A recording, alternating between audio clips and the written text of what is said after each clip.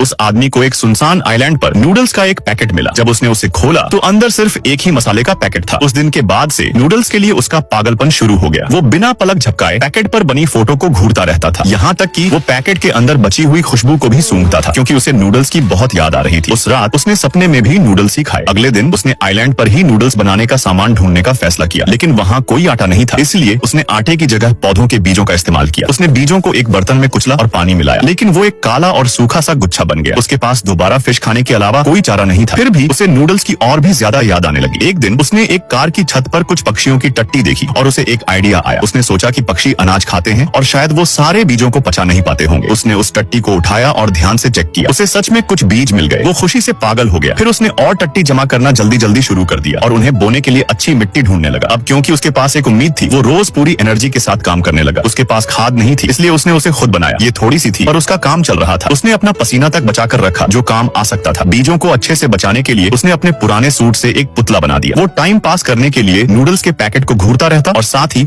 अपनी फसल की रखवाली भी करता। जैसे जैसे दिन बीते आइलैंड पर उसकी जिंदगी थोड़ी आसान होने लगी। उसने एक पक्षी के घोंसले से अंडा निकाला और उसे फावड़े पर फ्राई किया। फिर उसने एक मछली को ग्रिल किया और उसमें कुछ बूंदें अपने पसीने की मिला दी। ये एक टेस्टी ब्रेकफास्ट बन गया। एक दिन वो खेत में फसल उगते देख बहुत खुश हुआ। कुछ और दिन बीते, उसे वहाँ